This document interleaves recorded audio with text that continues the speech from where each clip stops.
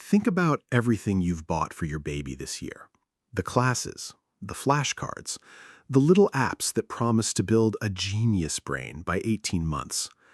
Now think about the thing your baby actually asks for dozens of times a day for free. A moment where your eyes meet theirs. It looks like nothing. A glance across the room, a locked gaze during a feed. But researchers who study infant development have spent years pointing a camera at exactly this moment. And what they've found surprised a lot of parents. Babies don't just tolerate eye contact, they search for it. From the earliest weeks of life, an infant's eyes are drawn to a human face over almost anything else in the room. And within that face, they zero in on the eyes first. Scientists at places like the Cambridge Baby Lab, who study how infants and caregivers connect, have used brain monitoring caps on both parent and baby at the same time to watch what happens the instant their gazes meet. And what they've found is that eye contact isn't just an emotional nicety. It appears to sync up the electrical rhythms of two separate brains, the baby's and yours, for the seconds that your eyes are locked together. Not metaphorically, measurably. Two nervous systems briefly moving in rhythm because of a look. You don't need a lab coat to have noticed the outline of this already. The way your baby's whole body seems to still when you catch their eye. The way a fussy cry can soften just slightly the moment you lean in and really look at them, not past them. That's not coincidence. That's a very old, very quiet piece of biology doing exactly what it evolved to do. There's a name developmental researchers use for this back and forth of locking eyes, reading each other's faces, and responding in real time. It's often folded into something called serve and return, but the specific spark that starts it, the very first move in that exchange, is simply this: mutual gaze. And it turns out that tiny, ordinary moment might be doing more for your baby's growing brain than almost anything money can buy. Picture your baby in the high chair, mid-spoonful of something orange and mushy. For a second, they stop chewing. They look up, not at the spoon, not at the bowl, but straight at your face. And if you look back, really look, something small but real happens between you. That locked gaze is your baby doing something incredibly sophisticated, even though it looks like nothing at all. They're checking in, reading your expression, using your face like a mirror to figure out whether this moment is safe, fun, boring, exciting. Researchers call this social referencing, a fancy term for a simple act, your baby borrowing your face to understand their world. This is where the first study comes in. Developmental scientists, including researchers connected to Harvard's Center on the Developing Child, have spent decades studying what they call serve and return interactions, the back and forth of a baby reaching out with a look, a sound, or a gesture, and an adult responding to it. Their research has consistently found that this responsive back and forth is one of the strongest predictors of healthy brain architecture in early childhood, stronger in many cases than the specific toys or activities filling a baby's day. And here's the part that matters most for you, right now, today. This isn't about income, education, or how enriched your home looks on the outside. The research on serve and return interactions has found the same pattern across families of vastly different backgrounds, resources, and parenting styles. A grandmother in a one-room apartment, a dad doing bedtime after a 12-hour shift, a mother repeating the same 3 make-believe games because that's all the energy she has left. All of them can produce this effect. It doesn't require money. It doesn't require time you don't have. It requires a look returned.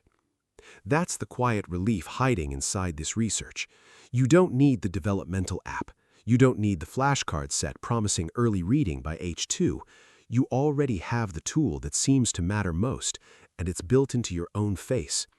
Because when your baby looks up mid-bite and you look back, not distracted, not scrolling, just there, you're not just having a sweet moment. You're giving their brain a small, repeatable signal. I am seen. I am safe. Someone is paying attention to me. And that signal, repeated enough times, in enough ordinary moments, starts to shape something much bigger than a single glance. There's a particular moment a lot of parents recognize but rarely think twice about. Your baby is on the playmat, working on some small, serious task, batting at a toy, gnawing at a fabric block, and then, out of nowhere, they pause and glance over at you. Not because anything is wrong, just to check. And when your eyes meet theirs, something shifts in their little body. Their shoulders drop half an inch, their breathing softens, they go right back to the toy, but calmer than before. Researchers who study infant emotional development, including work building on Dr. Edward Tronick's well-known still face experiments, have observed this pattern again and again. In those studies, when a parent briefly stopped responding to their baby's expressions, went still-faced, no reaction at all, infants became visibly distressed within seconds. They reached, they vocalized, they tried harder to get a response. But the moment the parent's face came back to life, warm eyes, a returned glance, the baby's distress dropped just as quickly. The eye contact wasn't just nice, it was regulating. It helped the baby's nervous system come back down to calm. If you've ever felt guilty for the moments you couldn't be fully present, the times you were exhausted, distracted, on your phone, drowning in a work email, please hear this clearly. This isn't about never looking away. No parent is a perfect, constant mirror, and babies don't need one. What matters is the return, the coming back, the repair after a distracted moment. You are not failing every time your eyes are somewhere else. You are simply human. So here's something small and doable, starting today. A little framework, 4 steps, none of them requiring more than a few minutes you already have. 1. During a feed, put the phone face down, just for that stretch, and let your eyes find theirs. 2. When your baby glances up mid-play, glance back, even for 2 seconds, before returning to what you were doing. 3. Narrate what you see in their face. Something as simple as, "There's that smile, I see you." 4. After a moment of distraction, a phone call, a distracted stretch, come back with your eyes first, before your words. Let the return itself be the message. You could try saying softly next time they look up at you, "Hi, I'm right here." Nothing more complicated than that. Your baby isn't listening for the sentence, they're reading your eyes. Somewhere out there is an app that promises to boost your baby's IQ. A subscription box of brain-building toys that arrives every month. A class an hour away that costs more than your weekly groceries and asks you to sing songs in a specific order to unlock some optimal window of development. None of that is inherently bad, but none of it can do what your face already does for free. A locked gaze between you and your baby doesn't come in a box. It doesn't need batteries, an app download, or a monthly fee. It's already sitting in every ordinary moment of your day. The diaper change, the car seat buckle, the 2 seconds before they fall asleep. Connection, it turns out, has always been outperforming consumption. Not because products are worthless, but because nothing manufactured can replace 2 eyes finding each other and staying there.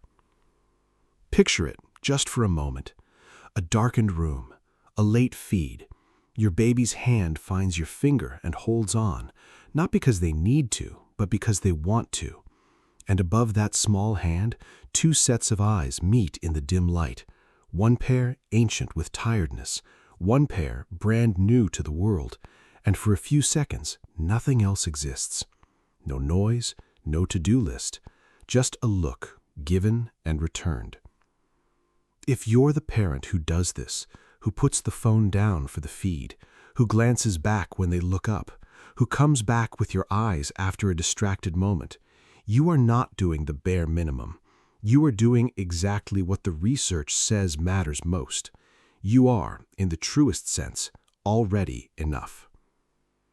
If this kind of thing helps you feel a little more confident in the small moments, the ones that don't look like much but mean everything, consider subscribing. Every week, this channel breaks down another piece of real, research-backed science hiding inside your ordinary day with your baby. And if this video gave you even a small moment of relief, tap like. It's a strange, simple thing, but it's how other tired, loving parents find their way to videos like this one, the ones that remind them they're doing better than they think. So tonight, when your baby looks up at you, really look back, because before your baby understands a single word you say, they already understand your eyes.